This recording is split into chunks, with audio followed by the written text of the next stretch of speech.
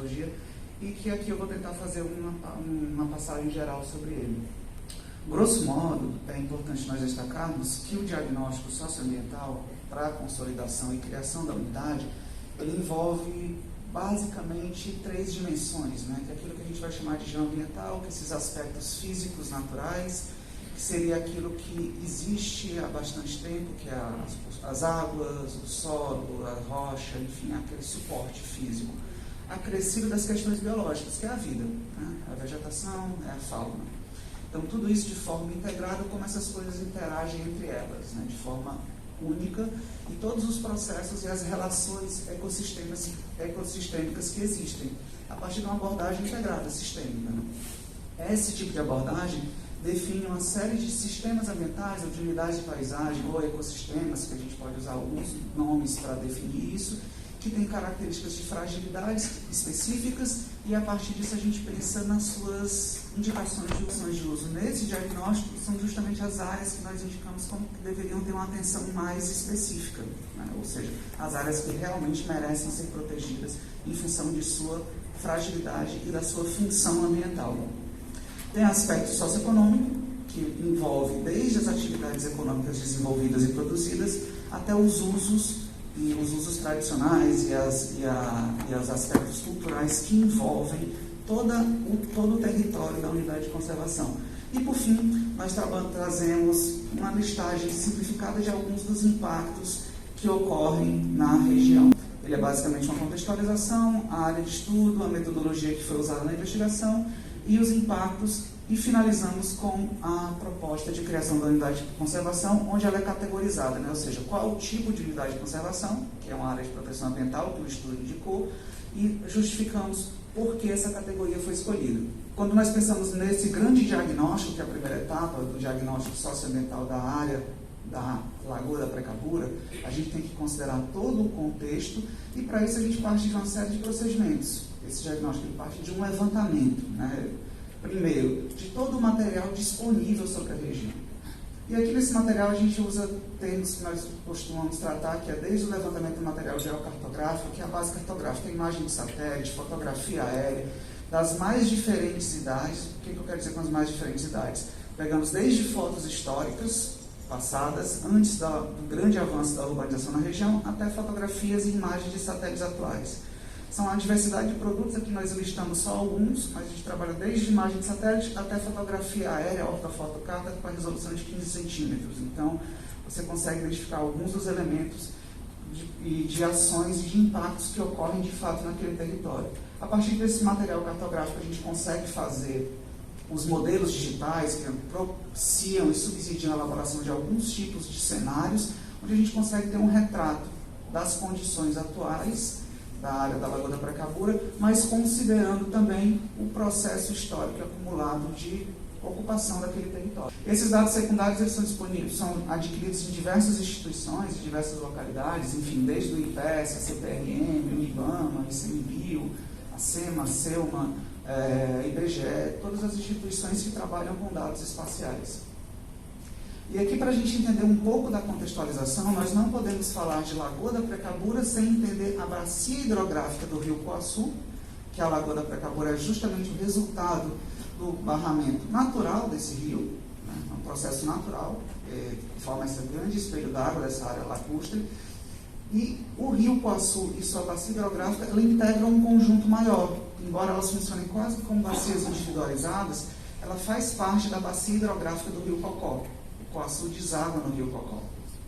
Bem próximo à sua foz, ali na região da Sabiaguaba, né? Aqui a gente tem, não é aconselhado fazer isso, mas vai ser mais simples, né? Aqui seria o da Lagoa, ele vai desaguar no Cocó bem aqui, próximo da foz, já lá no bairro da Sabiaguaba, logo depois da Maestro Lisboa. E quando a gente pensa na bacia hidrográfica do Cocó, também temos que inserir ela no contexto das bacias da região metropolitana de Fortaleza, né? Que ocupa uma área total de 15 mil km², uma área bastante extensa. E essa subbacia do Cocó, no contexto da região metropolitana de Fortaleza, ela equivale mais ou menos a 5,2% da área. Para a gente ter uma dimensão do que seria isso, todo o conjunto do Cocó, incluindo a Precabura, ela é responsável por mais ou menos 70% de toda a água que é drenada da área da cidade de Fortaleza. Para a gente ter uma dimensão da importância. Além do seu caráter estratégico, por integrar os reservatórios também da região metropolitana, um aspecto que nós vamos trabalhar daqui a pouco. Ainda quando nós pensamos numa contextualização climática, esse é um dado mais técnico, aqui nós temos bastante clareza desse processo climático, o clima ele é tropical, quente, ou subúmido, ou úmido, né?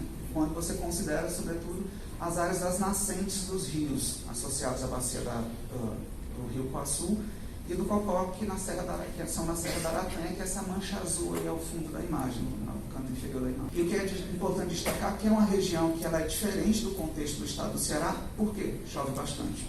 São mais de 1.200 milímetros de chuva, em média, por ano. Então, é uma área que, quando nós comparamos com o semiárido, que tem médias entre 700 e 900 milímetros, é uma área realmente diferenciada. Todo o contexto dessa área é litorânea, mas essa região metropolitana de Fortaleza, ela se destaca. E é muito importante para nós entendermos a dinâmica da lagoa, inclusive a definição dos seus limites, compreender esse período, que é o nós chamamos de quadra chuvosa, né? Que é o que popularmente é chamado de inverno, que é justamente as chuvas de verão que ocorrem nessa região, que é concentrada essencialmente dos meses de fevereiro, março, abril e maio, onde nós temos praticamente 80% de tudo que chove ao longo do ano nesses 4 meses. Isso tem um papel importante de nós definirmos uma área protegida, porque implica dizer o quê? Que no primeiro semestre do ano, a área que é ocupada pela água, o espelho d'água, ela é maior. Então a gente tem que considerar isso, porque senão nós sempre vamos ter problemas relacionados a questões de alagamento também. E aqui, quando a gente faz uma síntese de todos esses elementos, da geologia, do solo, da vegetação, ou seja, das rochas, do solo, da vegetação, do relevo, das condições climáticas, do sistema hidrográfico, nós conseguimos definir aquilo que são sistemas ambientais, ou as unidades de paisagem, unidades ecológicas, enfim.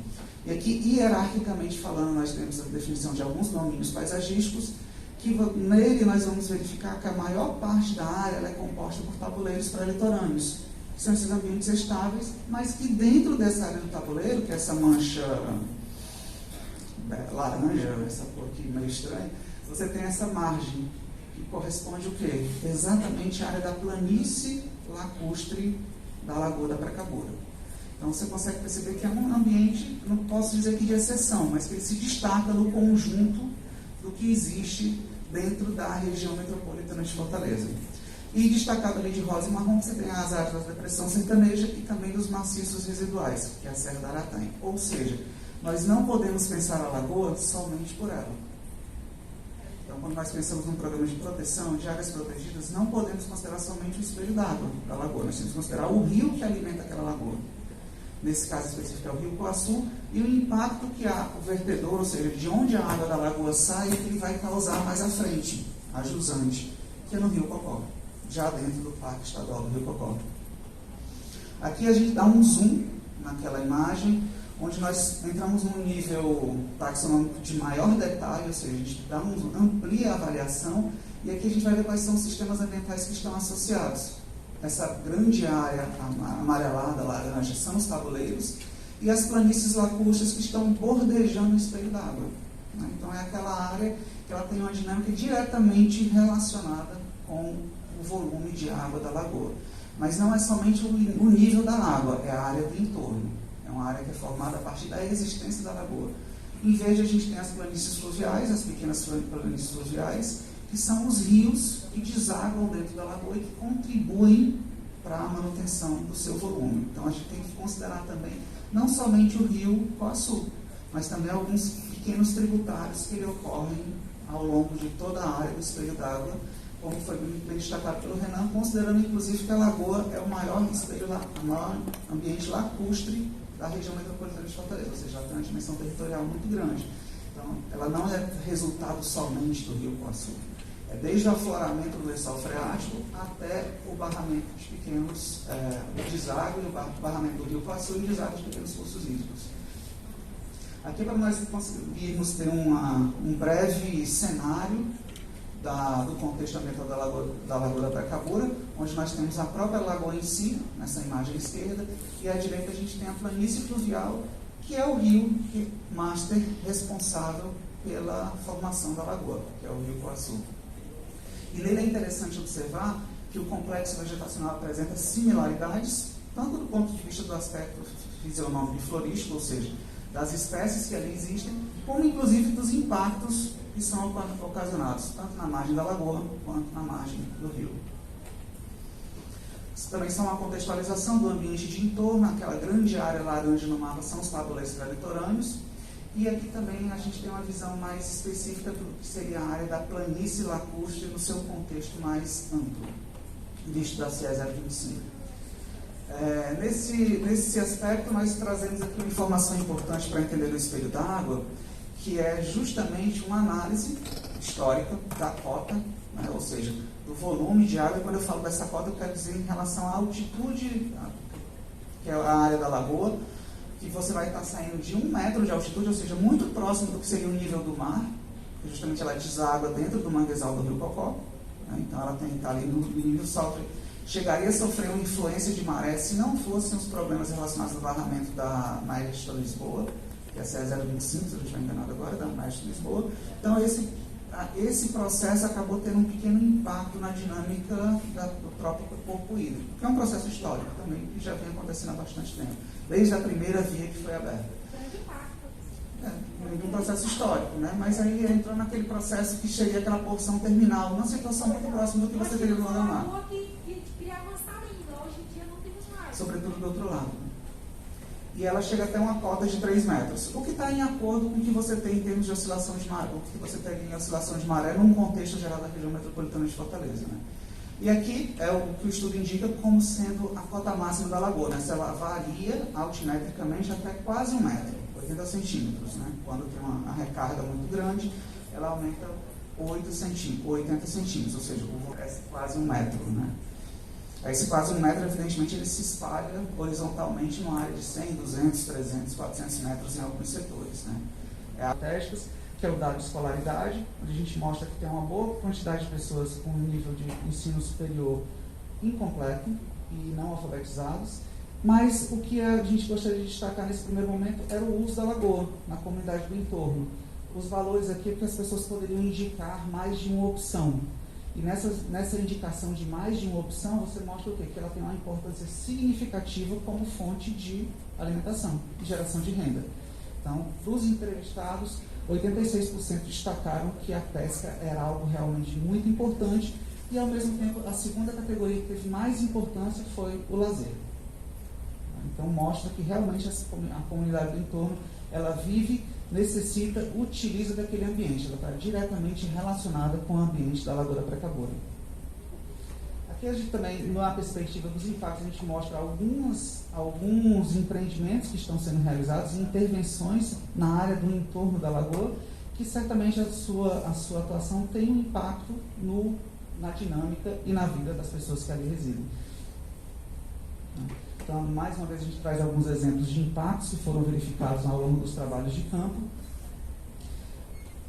E uma das características que a gente pode destacar também é a ocorrência significativa de espécies não pertencentes à flora local. Então, nós temos muitas espécies invasoras e muitas espécies exóticas, que afetam também a dinâmica. Quando nós pensamos no manejo futuro da área, pensar na estruturação e estratégia de programas onde você possa fazer uma recomposição dessa flora. Então, acho que são mais registros fotográficos, que praticamente acredito que a grande maioria que conhece porque vive essa realidade. E, após esse diagnóstico, essa visão geral do subsídio do estudo científico, nós chegamos na categorização. Quando a gente pensa, quais são os grupos? Primeiro, tem 2 tipos de grupos de unidade de conservação. Uso sustentável e proteção integral, como o Renan falou. Proteção integral indica o quê? Você não pode usar. Então, é uma área protegida. Você usa só o turismo ecológico e atividades de pesquisa e educação ambiental. E a categoria que nós identificamos, até pela relação da comunidade com o entorno da lagoa, seria uma categoria de uso sustentável, ou seja, onde você pode desenvolver atividades, onde as pessoas coexistem com aquele recurso, com aquela área protegida, ou seja, com a unidade de conservação, e desenvolvem atividades de modo sustentável. Nesse sentido, dentro do grupo das unidades sustentáveis, a categoria escolhida foi a área de proteção ambiental. Aí, considerando, inclusive, o acumulado das discussões que já vem ocorrendo na região, de forma mais sistematizada desde 2017. Então, essa categorização ela não foi fruto apenas do que a equipe técnica decidiu como sendo mais adequado. ela representa também, pelo menos dos atores sociais que nós conversamos, ela representa o anseio desses atores, ou seja, do grupo de pessoas que ali residem. Então, que seria uma área de proteção ambiental, onde as atividades econômicas também podem ser desenvolvidas de forma adequada. E, fechando essa síntese da ficha da unidade de conservação, ficha sintética, seria o tamanho da unidade, que foi elencado como uma proposta do cenário prioritário, uma área com 646 hectares de proteção. Nós vamos apresentar agora. E, evidentemente, cuja gestão seria da Secretaria Estadual do Meio Ambiente, da SEMA. Essa é a proposta de poligonal da área, ou seja, a proposta de área a ser contemplada com a APA da Lagoa da Precabura, o cenário principal. E aqui é importante destacar nesse mapa que nós não tivemos, à época do estudo, só na versão final que nós vamos consolidar após a consulta pública, de integrar a APA municipal, que foi criada há menos de um mês, há pouco mais de um mês, ou menos de um mês, foi agora no mês de julho, se eu não estou enganado, que seria essa área aqui, né? Aproximadamente. Né? Seria essa área. Mas o que é importante a gente pensar em termos de área protegida?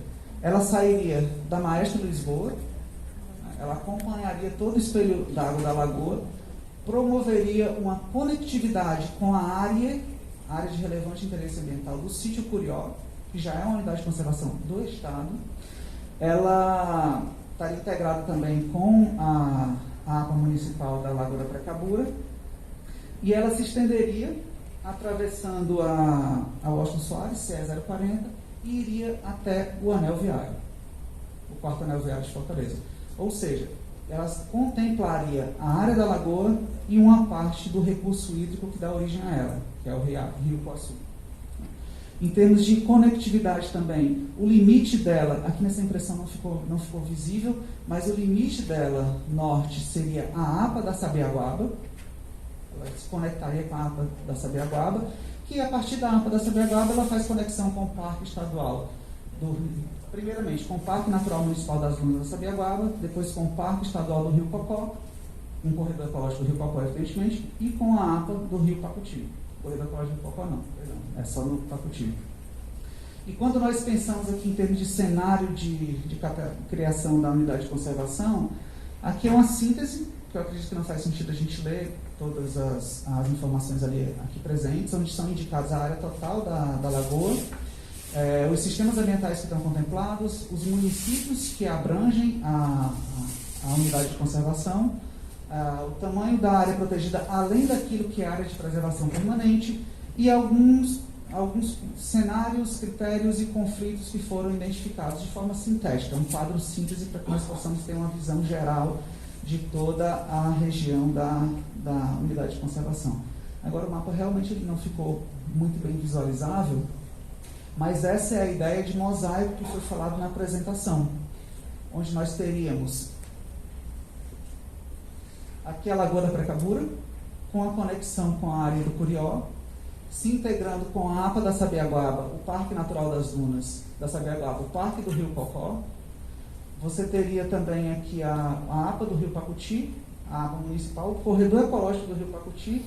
Chegaríamos também na APA da Serra de Baturité, a APA da Serra da Aratanha, a Serra de Maranguape, e você teria também aquelas unidades de conservação existentes na porção oeste da região, dessa franja de Fortaleza, que é a APA do Rio Ceará, todo o contexto na APA de Maranguape, e você integraria também, inclusive, com a APA do Lago Amado Cauípe e o Parque Ecológico, o Parque Estadual Botânico do Estado do Ceará. Então, essa seria a visão geral do grande mosaico de unidade de conservação pensado para a área, e aqui a gente, tirando aquela visão macro, que é uma visão que é maior do que a região metropolitana de Fortaleza, que também a projeção não está favorecendo, nós conseguiríamos ver essa área no entorno, né, onde você vê que você tem um grande mosaico já constituído no sentido de conectado, né? As unidades de conservação estão conectadas, e que faltaria só um ato de reconhecimento desse mosaico de áreas protegidas, onde nós integraríamos todas as unidades de conservação, a do Pacuti, a municipal, da Precabura, do Curió, as da Sabiaguaba, a do Rio Cocó e a da Serra da Aratanha. Assim, grosso modo, seria essa integração numa área imediata, né, de entorno imediato dessa região, que compreende a porção leste da cidade de Fortaleza, Eusébio e Aquiraz, que formariam um grande mosaico de áreas protegidas para ser instituído e pensado políticas públicas integradas de conservação e de sustentabilidade. Bom, gente, a apresentação era essa que tínhamos para fazer. A gente fica aberto para qualquer dúvida ou questionamento que venha surgir. Obrigado.